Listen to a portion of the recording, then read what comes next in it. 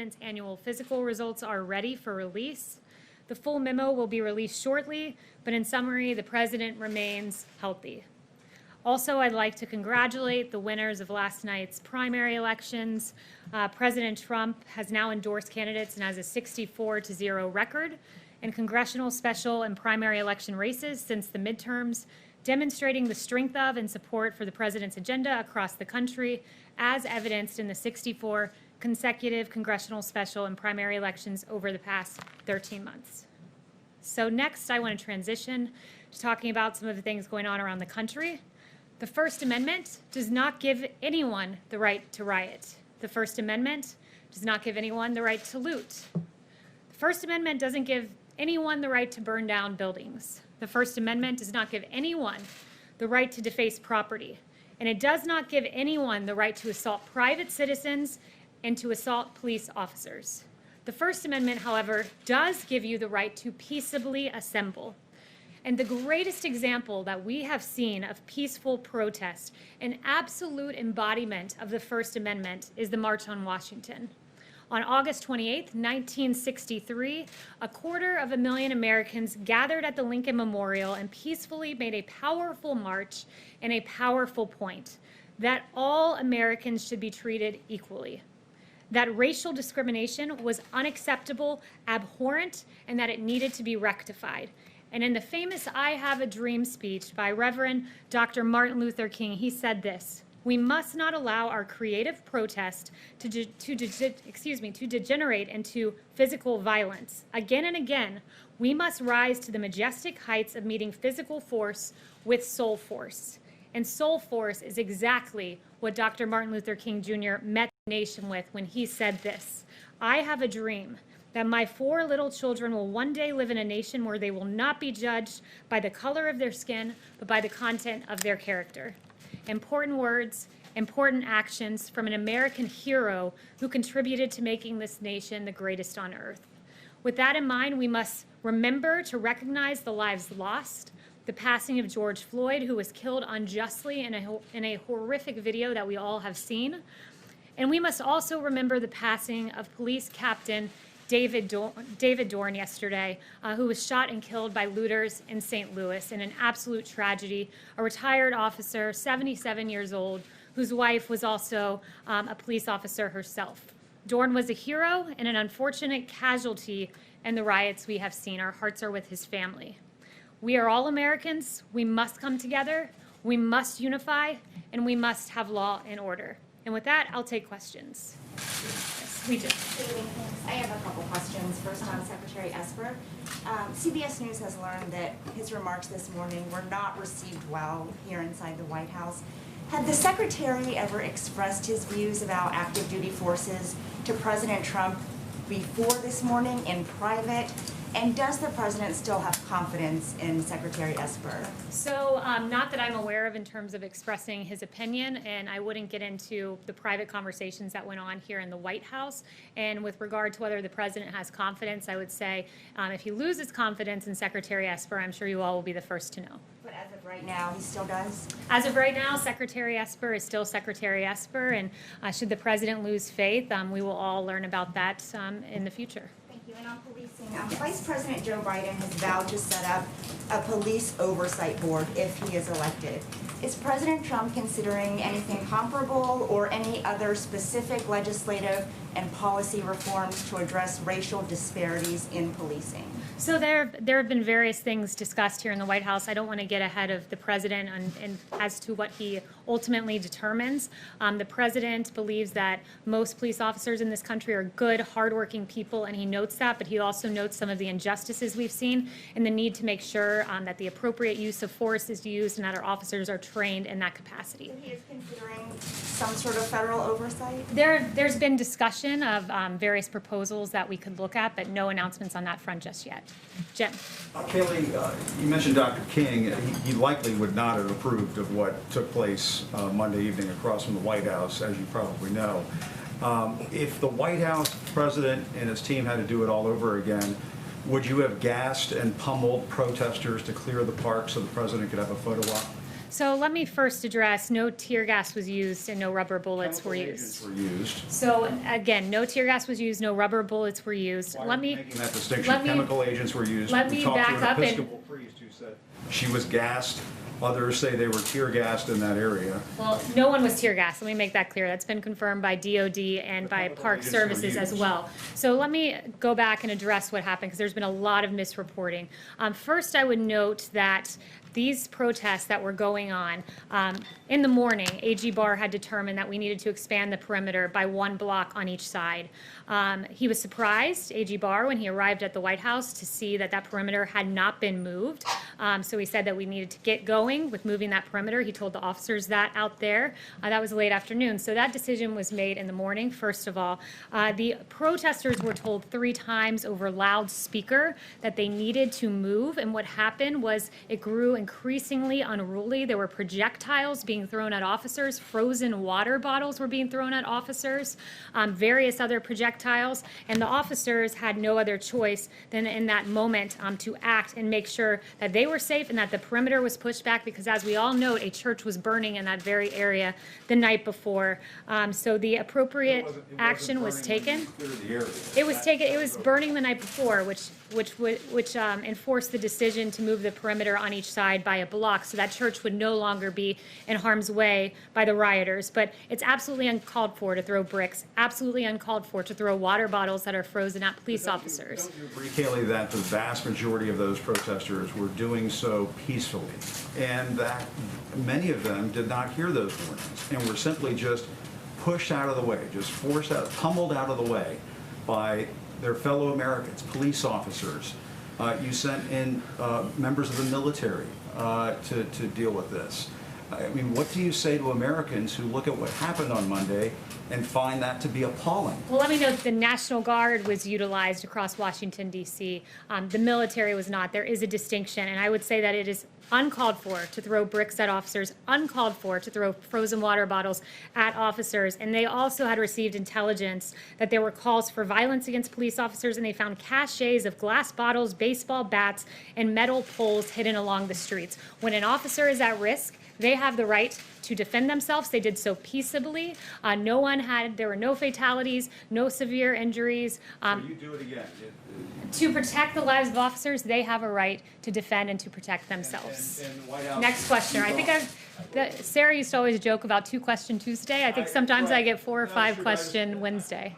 I just want to make sure that people who have a problem with what they saw Monday have a chance to have that addressed. And, I mean, what do you say to Americans who are just outraged by what they saw? And for the president to go and have a photo op in front of a church. What I would say is this: officers have a right to defend themselves. And I've watched a lot of your coverage. I've watched a lot of the nation's coverage, and let's go through some of the things that happen when officers don't defend and protect themselves. In St. Louis, 4 police officers were shot. In Las Vegas, an officer was shot in the head and is on life support. In New York, a cop was beat up by people. In Providence, 4 to 5 police officers and state troopers were injured. And in Ashbury Park, New Jersey, a police officer was injured. Police officers are out on the front lines. They're defending and protecting you as you come into this building each and every day, Jim. We owe them honor, we owe them respect, and when they are under attack, they have the ability to defend themselves. Zeke.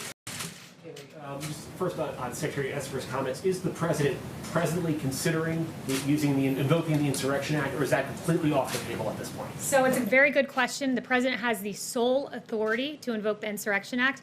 It is definitely a tool within his. This president has one singular aim, and it is protecting America's streets. We cannot have burning churches. We cannot have police officers who are shot. We cannot have businesses that are looted and destroyed. The Insurrection Act is a tool available. The president has the sole authority, and if needed, he will use it. But at this time, he's relying on surging the streets with National Guard. It's worked to great effect here in D.C. and in Minnesota as well. And Kayleigh, back to that incident on Monday, are you saying that all the officers who were at that protest, clearing that largely peaceable protest, were acting appropriately? There were well-documented incidents of one case of one member of law enforcement bashing a camera of an Australian journalism trooper. This isn't about the journalists. This is about the other peaceful protesters there as well. did every officer in that protest, was that protest cleared in a way that is, the White House believes was entirely appropriate? So that should be the model for the rest of the country. I think U.S. Park Services, when having bricks thrown at them and frozen water bottles, had the right to act. They acted with the appropriate level of force to protect themselves and to protect the average citizenry and to protect the peaceful protesters who were among them as well.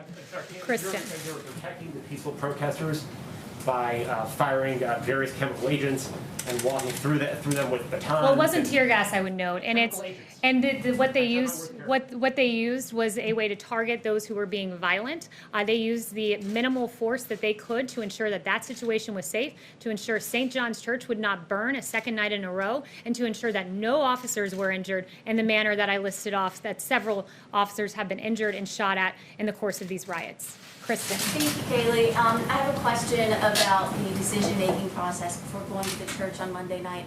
The president said on Fox Radio this morning that he never told anyone to push the protesters out. The defense secretary, he said something similar. So who at the White House did know, or was this a unilateral decision by the Attorney General? The Attorney General decided that morning to expand the perimeter, and that was a decision made long before the church discussion was ever under consideration.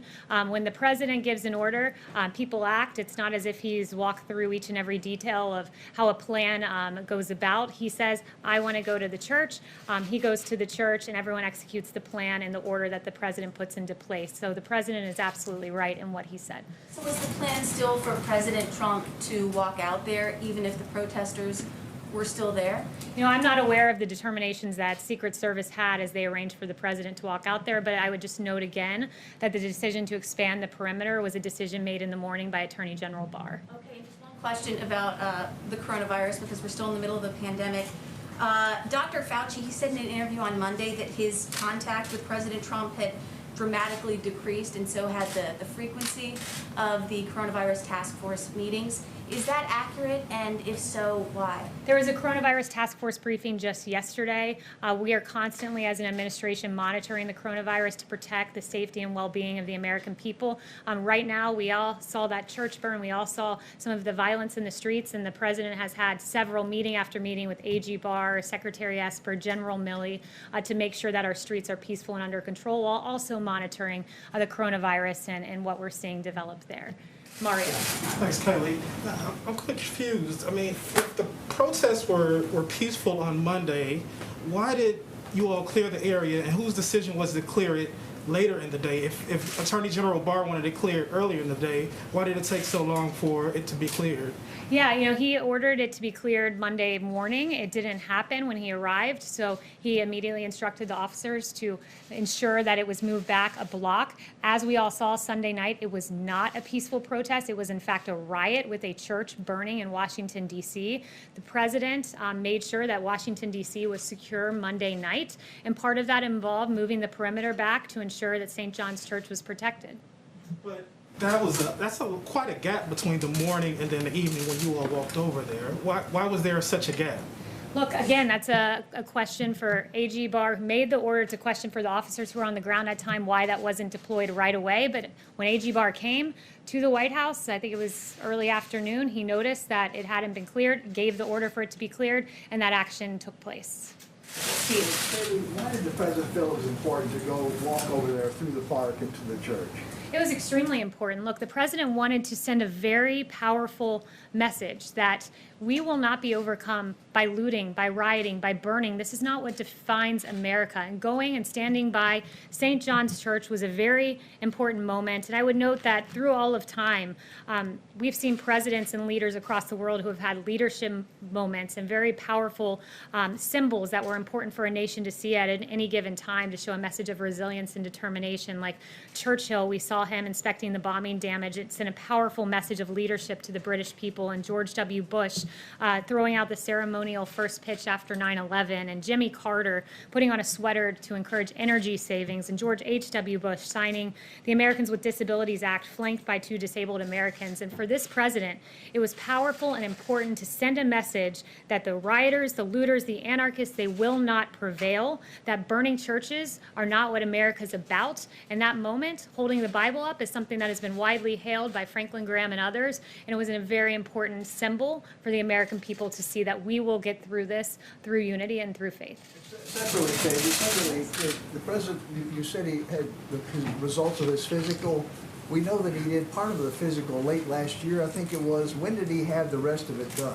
I'm not aware of an exact date. I will ask Dr. Connolly for you on that, but I know it was fairly recently. Yes. I will go to Brett. Thanks, Kayleigh.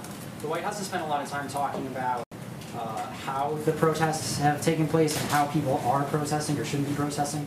But what is the White House doing to address the underlying causes that have led to these protests? Look, the president's done a lot. The president expedited the review, the FBI review of the George Floyd case. He swiftly ensured there was a civil rights investigation into George Floyd's death. Ahmaud Arbery, there's another investigation there on the part of DOJ. He's recognized what an injustice this was innumerable times, including in his national remarks that he gave on Saturday. So this president has done everything in his power to send a powerful message that these injustices will not be tolerated. But does the White House or the president, have they reached out to any of these protesters to try and start a dialogue about specific reforms they'd like to see? Or does the president plan to do that moving forward? Look, the president has looked at some various, not legislative necessarily, but tools that we could use to ensure that law enforcement uses the appropriate level of force. No discussions or announcements there on that front. But I will say that we're taking a hard look at this, but that the president recognizes that our police officers are valiant heroes. The vast majority are good, hardworking people who love this country and who love the American citizenry that they protect. There hasn't been any Emerald. outreach to the Thanks, protesters? Kayleigh. Former Deputy Attorney General Rod Rosenstein testified today on the Hill that he didn't read the FISA applications, and he didn't even prepare the scope memo that started the Mueller probe. Given that Rosenstein appears to be deeply involved in Crossfire Hurricane and that he actually picked FBI Director Christopher Wray, isn't it time that the Trump administration appoints someone else other than Wray for FBI Director? Look, I have no announcements on that front, but what I will say with regard to the Rosenstein testimony is he said there was no there, and he now agrees with that text by Peter Strzok, who, obviously had no information of Russian collusion, but nevertheless strung us through this investigation. And you have Rosenstein, who, again, it's quite befuddling, said he wouldn't have signed off on the Carter Page FISA warrant that has his name on it. His name's signed on a FISA warrant to spy on the Trump campaign, that he wouldn't have signed off on that. Not only that, he wasn't sure that he read every page of it. It's a pretty grave thing to spy on an American citizen, to violate their Fourth Amendment rights, to not have a basis to do so, and to rely on a Russian dossier full of lies as the justification. So it's really astonishing to hear from him that he's not sure he read every page of that warrant, but I suppose it's encouraging to hear with his 2020 hindsight that he wouldn't have signed off on it, though I'm sure that's of no comfort to Carter Page. Well, the president has expressed his disappointment in Wray in the past, so where does he stand now? Does he have confidence in Wray today? At this moment, the president, as the FBI director, much like the Secretary of Defense is the FBI director, is the Secretary of Defense. If the president decides he no longer has confidence, you guys will be the first to know. And then I have one more on New York, if it's okay. Sure. So yesterday, New York Governor Cuomo made a pretty big statement saying that he might relieve Mayor de Blasio, of his duties. Has there been any talk with Governor Cuomo about sending in the National Guard troops to New York, or is there any plan right now to send National Guard to New York? The president will do whatever is necessary to protect America's streets.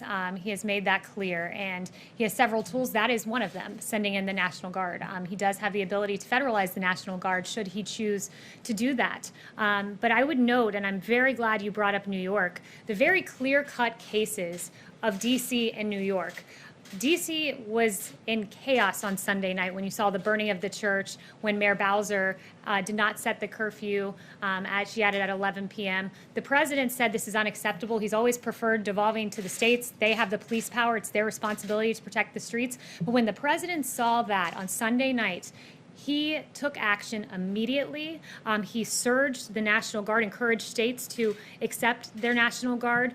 He went on and on with several various actions. He gave a very powerful speech saying, if you don't act, I will. He noted that the military would be on hand should it be necessary. His bold action, his swift action made DC a much different story Monday night. And contrasting the images of DC on Monday night and New York on Monday night, where there was rampant looting, where we saw Macy's department store looted, Coach store looted, violence in the streets. New York acted in a way that was inappropriate. They didn't deploy the National Guard. They set an 11 p.m. curfew, even after they saw the disastrous results of Mayor Bowser's 11 p.m. curfew. And the president said, I will call Antifa a domestic terrorist group. What was New York doing? New York was arresting people on burglary charges and then releasing 500 individuals after they had arrested them. So the weak-kneed policies of New York stand in stark contrast to the law and order policies of this president that has succeeded in securing this city, as we've seen the last 2 nights. Next, then we'll go to Lachlan. Thank you, Kayleigh. Putting aside the conduct of individual officers, does the president believe that there's a systemic bias in American law enforcement against African Americans? The president believes that there are injustices, and he has pointed them out, and he has not hesitated in pointing out injustices, going back to his time as a primary candidate when he called Sandra Bland and the use of force against her in the video that we all saw terrible. He did not hesitate when he saw the video of George Floyd. He was really upset by that video, as I noted. We've got the civil rights investigation into Ahmaud Arbery. He points out injustices, but he also notes this, that our police officers are good people. I've seen them out there on the streets protecting people. I've played the videos for you of the police embracing protesters, standing with the protesters. They're good, hardworking people. They protect our streets. That is what law enforcement is about. But at the same time, the president will note and he will call out injustices. And this is a president who's not hesitated in doing that when the time was right. Individual actions, but does he believe that the problem is systemic and endemic to American law enforcement? The president believes there are some examples of injustices. He calls them out. This is a president who, when Democrats for so many years talked about criminal justice reform and the disparities, the racial disparities in sentencing, President Obama didn't do that. Guess who fixed that? It was President Trump with the First Step Act, who engaged in sentencing reform and who really rectified some of the disparities we saw there. So, I think Democrats, others, Republicans should hail this president for calling out injustices when he sees them, either in a case-by-case basis or in the form of the First Step Act, where he noted the disparity in sentencing reforms. Josh. There's been a number of explanations on the clearing the park. One, that there was an attempt to enforce curfew. Another, that there was violent protesters from the park police. DOJ saying that it was previously going to be done anyway. Can you explain to us what the reason from the White House's perspective was for clearing the park? Why the White House wanted it done? So it wasn't the White House. As I said, it was AG Barr who expanded it was AG Barr who said the perimeter needed to be expanded 1 block each way because we were not going to see the church burn another night. I've already gone through in meticulous detail with my friend Jem here how it came about that perimeter was eventually moved, and I'm not going to repeat myself again. That would have been done anyway, even if it would not have been violent protesters, that would have happened? No, there were 3 announcements. So if the protesters had remained peaceful and had moved the perimeter as they were instructed to do, not 1, not 2, but 3 times via loudspeaker, it would have looked different. But when bricks are thrown, rest assured, officers will protect themselves. Chanel. The president said today that he went down to the basement to inspect it over the weekend. What was the point of the inspection? What was he looking for? Look, I won't go further than what the president has said because those are security matters, and I won't engage on that kind of discussion. Yes, Chanel. Kayleigh, so going back to Rosenstein, what is the president's response to the fact that neither Rosenstein nor Christopher Wray seem willing to take responsibility for the illegal wiretapping that took place on the Trump campaign? I also have a question on the Insurrection Act. Yeah, I would say, look, the president is dismayed. This happened to the president's campaign. A Republican campaign was spied on by by a Democratic presidency, a Democratic administration, based on a dossier paid for by his opponent, Hillary Clinton, and the DNC. This is absolutely extraordinary. It is the biggest political scandal that we've seen. And the lack of journalistic curiosity on this front is appalling when you have multiple instances of people who were saying one thing under oath from the Obama administration and saying another thing in public, that they had direct evidence of Russian collusion. I mean, that's extraordinary. Adam Schiff, I've got direct evidence, when in fact we know there was none in the Mueller report after spending millions of taxpayer dollars, totally and completely exonerated President Trump. It was a travesty, and we hope to get to the bottom of this because it should never be done again in American politics to any president of either political party. The Insurrection Act, Secretary Esper this morning said that he opposes it. The last time it was used was 1992. How close is the White House to actually using the Insurrection Act? Is that a last resort measure, or is this a real possibility at this moment? Well, if you've noticed, the president has been going down a line of progression, and the first point was allow governors to do their job, allow mayors like Bill de Blasio to do their job, the police power, which is embedded in the 10th Amendment of this Constitution. That's how this country is supposed to work. Governor Cuomo is supposed to ensure that his state is protected. Mayor de Blasio is supposed to ensure that New York City is protected. They failed at their job. There was looting all across New York City. There were fires burning here in D.C. where Bowser in control. So this president on Monday took definitive action with that speech saying, if necessary, the military is here. You must surge the National Guard. He took action, and he shored up and made sure that D.C. remained peaceful. So this president has gone and said the National Guard is the next step. That seemed to be working here in New York, in D.C. We'll see if it continues to work. But rest assured, he has the sole authority to invoke the Insurrection Act, and if necessary, he will do so to protect American citizens. One thing I really want to note, and I think it's so important to go back to this because I haven't seen a ton of coverage of it other than in a few places. And I started the briefing with this, and it's important. I just want to circle back and note Captain David Dorn, who lost his life in St. Louis, and he was killed by a looter. He served 38 years in the St. Louis Police Department. His wife, Ann, is a sergeant with the St. Louis Metropolitan Police Department. He is a hero. I also want to note, because there have been 45 officers lost in the line of duty this year, and my heart breaks for them. And as a new mom myself, my heart particularly breaks for two women in particular who I was reading about their stories today. Officer Breanne Leath of the Indianapolis Police Department. On April 9th, 2020, she was shot and killed. She's survived by her 3-year-old son, her sister, and her parents. She was a National Guard veteran, and my heart breaks for the family of Officer Leath. And Officer Tiffany Victoria Enriquez of the Honolulu Police Department on January 19th, 2020. Officer Enriquez was shot and killed as well, leaving 3 daughters, 1 grandson, and she was a U.S. Air Force Reserve veteran. These are our heroes. Thank you so much to our officers who are protecting our streets. Many have been shot, some have been killed. It's a travesty, and let us stand with law enforcement and recognize the huge contribution that they have made to our society and continue to do so each and every day. Thank you so much, guys.